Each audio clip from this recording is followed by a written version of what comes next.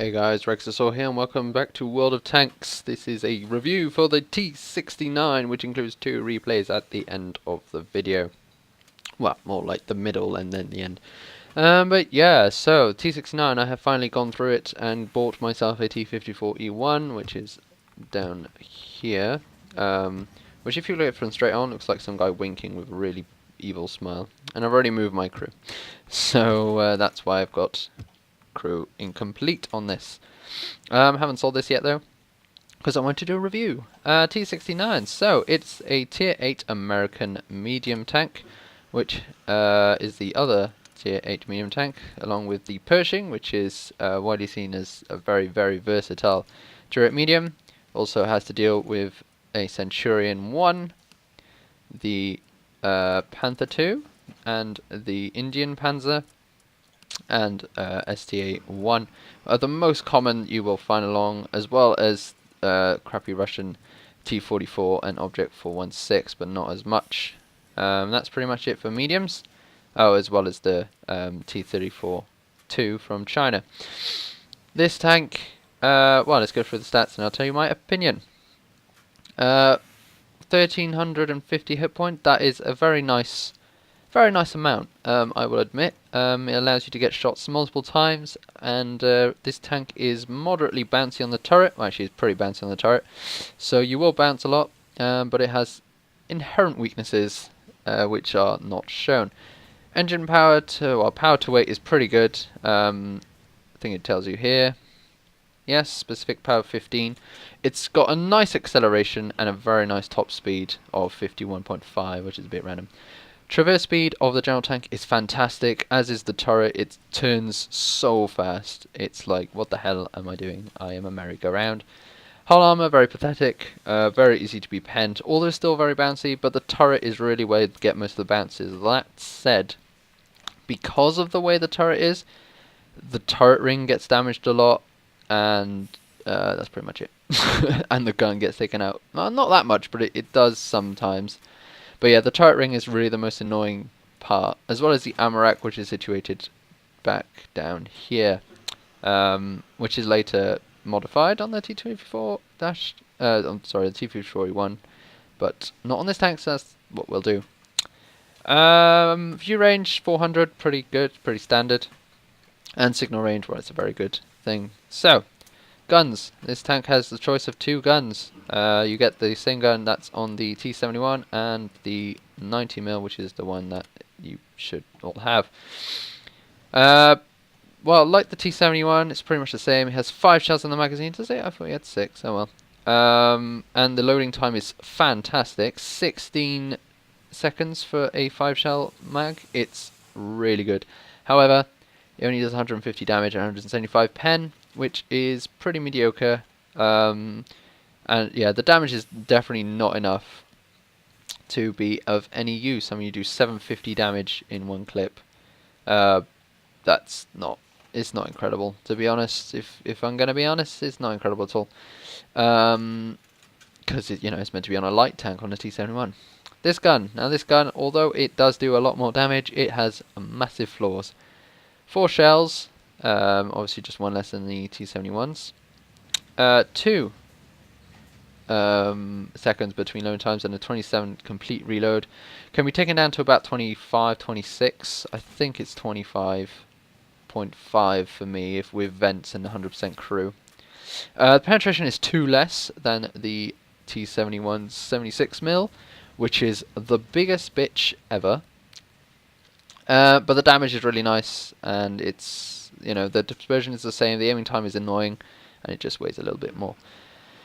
Now, what can I say about this gun that is good, really? It has devoted everything. I'm just going to check if this has 6 shells. No, it does have 5. That is really weird. I thought it had 6. Anyway, this tank, the issue about this tank is the gun. Although an autoloader at this level is really nice, and if you get around the sides, you do so good, there are times when you just hate that 173 pen. You just absolutely hate it. You cannot pen the side of an IS-3 unless you aim at the rear. That's the IS-8. IS-3 right here. You cannot pen that until this point here where you can. because of the way the spaced armor is. And that's really annoying when you're trying to put shots into the side of this thing and you can't. You have to aim for between the Trek and the spaced armor, or down the rear, which will usually set him alight, but it's annoying. Plus, you cannot pen the front from this angle. You have to pen it from above, which means that the effective angle is pretty crap. And yeah, that's pretty much why it's annoying to pen IS-3s, and that's literally what this tank is all about. It's all about being annoyed at penning tanks you should be able to pen if you had 175 pen, but you have 173, and that's really annoying. That said, the gold shells on it are really really good. They're really good. 250 pen is not going to do it. That said, it is heat, which means you cannot fire through walls, which it gets you really annoyed. As well as sometimes, if you don't have a flat surface, it just flabs you over so much. And is really annoying. But yeah, so that is the gun, in my opinion. And there's the tank, in my opinion. The tank is very fast, very maneuverable. It is very good hull down, but be careful about your ammo rack and your turret ring. The gun is very limited, but it's still very good. An autoloader at this level is very nice. And against lightly armored vehicles, very deadly. Yeah, and in a medium wolf pack, this tank is, well, it performs admirably well in a medium wolf pack, but all alone, it's not very good. It's also definitely not a frontline tank. Even if you're top tier, you do not want to be on the front line. If I'm going to talk a little bit about team battles. This tank, we did use team battles for a bit, but it's still very limited unless you're going to spam your gold. It's incredibly limited to its uses because IS-3s everywhere. Who have spaced armor all the time, which is really annoying, and plus it's just not a very good tank. Damage wise, it doesn't do enough damage to really be considered a tank for team battle. So that's what I have to say about the T69. Now I will show you 2 replays, and well, you'll see for yourself what I mean. So I'll see you on the replays. Okay, so here we are. As you can see, this is confrontation. For some reason, when you go solo in a T69, you get a lot of confrontation games. I had a lot of confrontation games. But yeah, so this is confrontation on Mountain Pass against Russia, which has IS-3s, believe it or not. But yeah, so it doesn't look incredible for us, but I don't know. It's kind of an okay matchup. There aren't that many tier 8s on either side, and we have 2 T34s, which are okay, as well as a bunch of T69s. But there are a lot of tier 6s, which I can pen from the front pretty sustainably. Yeah, so we're just going to move forward then and do crap. As you can see, I'm loading my normal shells because I don't have to pen higher tier tanks. One of the major annoying things is that at top tier this tank is very good. Once you see one trail of a tier 9, you are so bad. It's just awful, and because it's tier 8, it sees tier 10 games, and it just gets so annoying. Anyway, the first thing I'm going to do is I'm going to go up here, and I'm going to turn... Oh, I thought I was going to turn myself around, but I didn't. I'm just going to go down here then. Very well. I believe I will be turning right, and... No, I'm not even going to do that. I don't even know what... I can't remember what I did in this replay. It's a save, which means it was a good game, but I can't remember what I did. It mustn't have been that good, because my T69 isn't incredible. So I'm just going to wait for stuff to happen. People to join me, or another T69, I think. Would you just hear rolling past? No, it's the E2. Who's going to spot something? Maybe? That'd be awesome. Wow, and I get stuck on that. Oh, okay, bonus. I get spotted. As you can see, it's not bad maneuverability. The traverse is fantastic. There's a K-bonus. Blind shot. As you can see, look at that. What the hell is going on? There we go. That right there is why I saved the replay. That was blabby awful.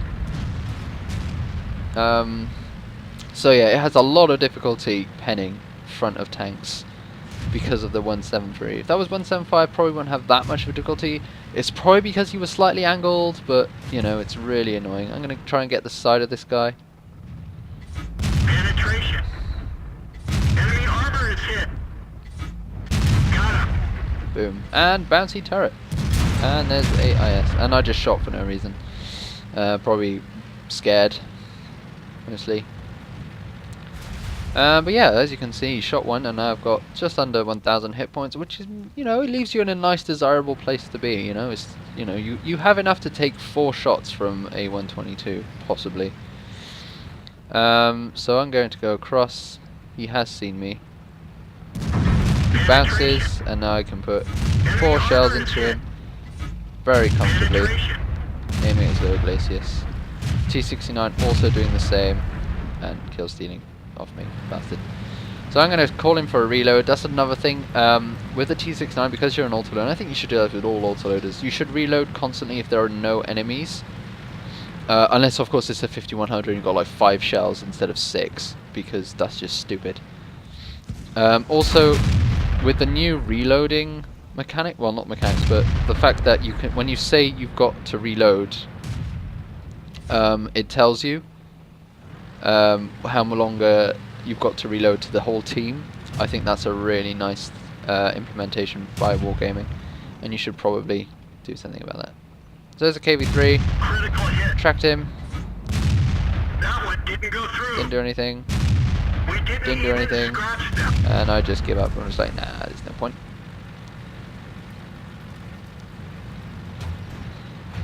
So I'm just going to move up. I'm going to move up by the rock. That one bounced. I'm going to wait for him to shoot before I do so, because I don't actually want to... Yeah, I'm reloading, so it's not really much point. As you can see, I am pressing the reload button to tell people that I am reloading, which is why I'm not shooting anything, which allows for people to realize why I'm not shooting anything.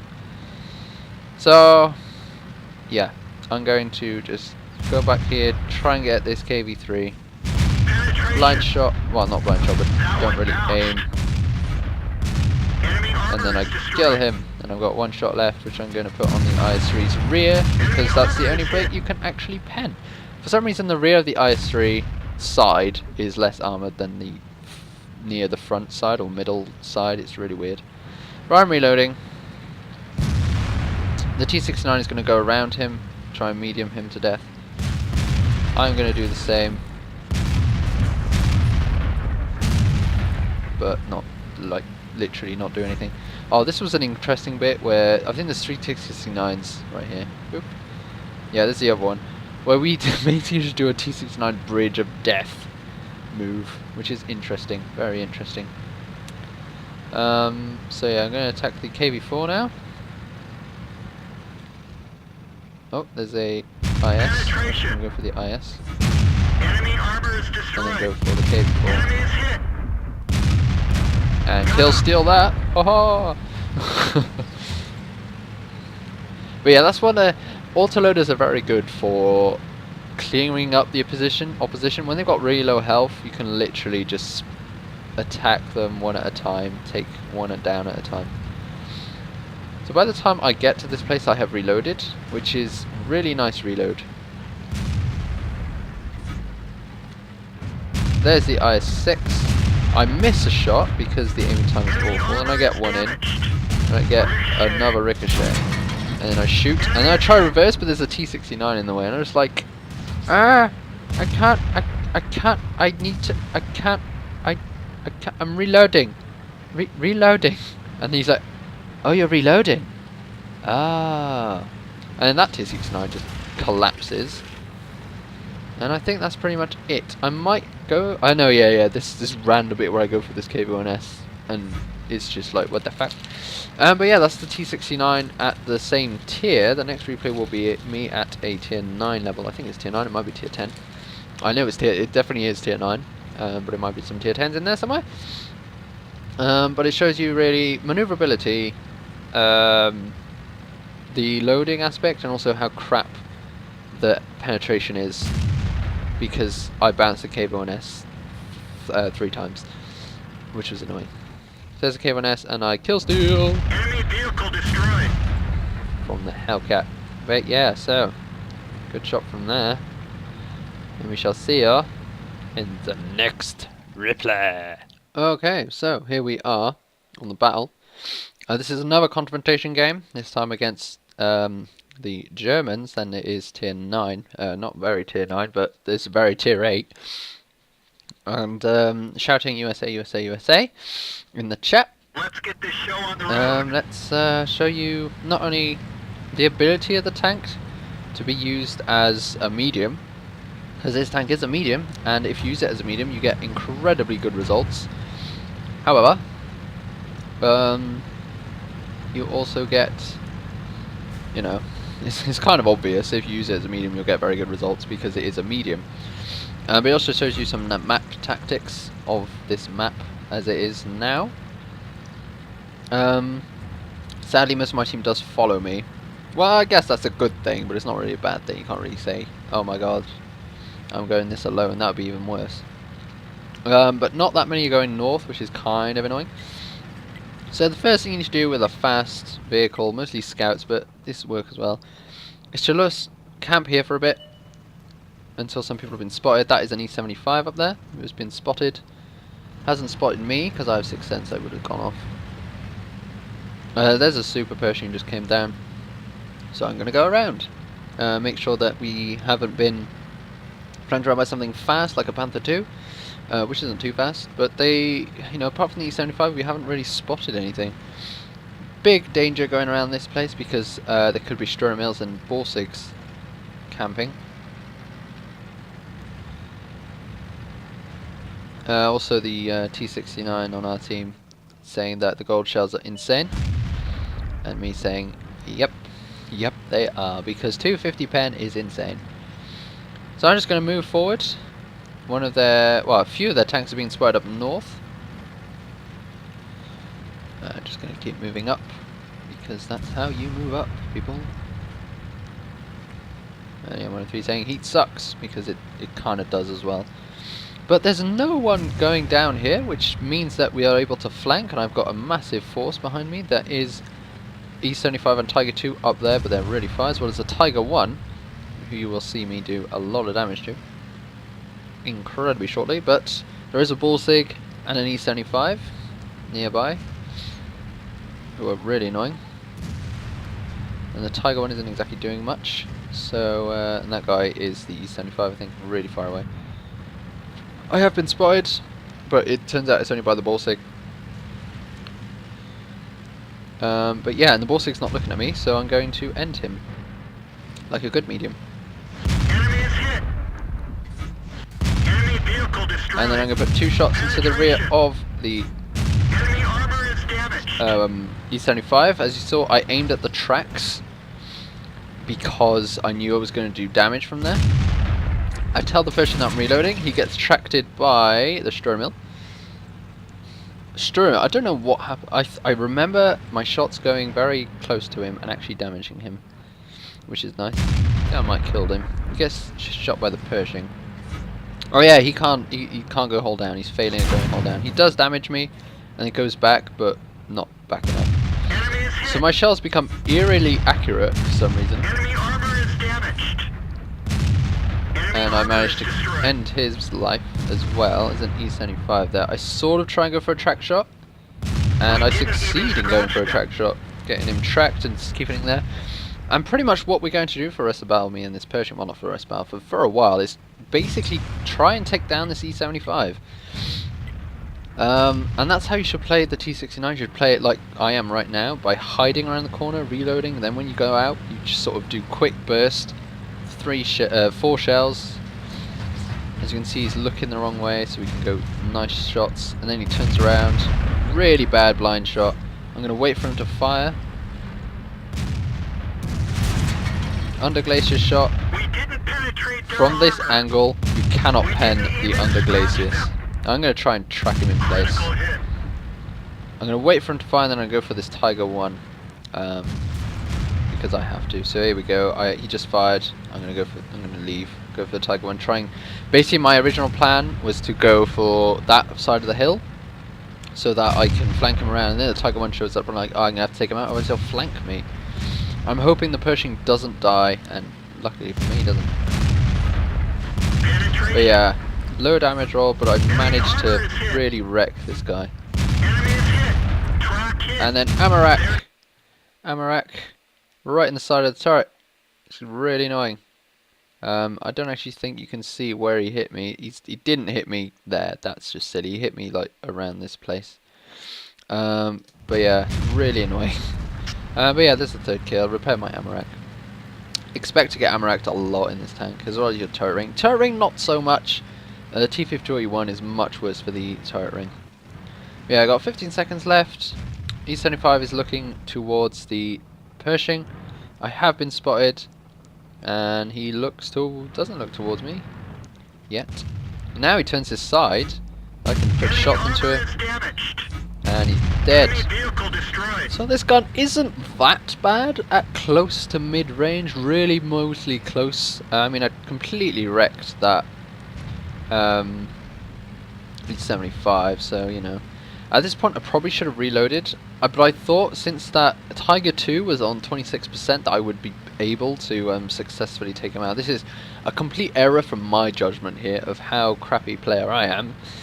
But I should have reloaded, and I shouldn't have charged him. I was on reload health. I sort of wanted to take out this Tiger 2 because I thought he was going around, but instead he came towards me. I do one damaging shot, and then my turret is stuck, which is just so annoying. And it just like, well, now I'm screwed, aren't I? Trying to medium around, but you can't medium around when your turret is just dead. And then it fixes, but so annoying. Turret getting damaged like that. But yeah, no, still managed to get a nice set of kills. But, you know, it's not anything incredible. But I still managed to do quite a lot of damage, and you saw that, you know, medium tanks, when used as mediums, can do a lot of damage. And I was really pissed after that, because I thought, oh, I could have got myself a 5th kill, and maybe even RT would have got myself a top gun. But I got too greedy, and I paid for it, and totally my fault. He did, to be honest, he got a fucking lucky shot to get my turret ring, and completely smash it, because otherwise I would have decimated him. But that's how the game works, RNG. So yeah, T69 guys, I hope you enjoyed this review of it. Would I recommend going up the whole line just for the T69? No, I would not. T69 is definitely not worth the long grind through the M7, the T21 and the T71. Not worth it at all. T54E1, we shall see when I do a review on it. So far the T54E1 is awful because it has the same gun as the T69 but at tier 9, and as you saw I already had difficulty at tier 9, even penning the underglaciers of an E75. The only extra is that you have 5 shots instead of 4 on that gun, which isn't much, to be honest, as much of a thing, so I have to use gold quite a lot. But on the plus side, the top gun on it is not very expensive. And that's really what we're going to be playing with. So thanks for watching guys, hope you enjoyed this video. Please like, comment and subscribe if you haven't already, and I will see you next time. Fare thee well.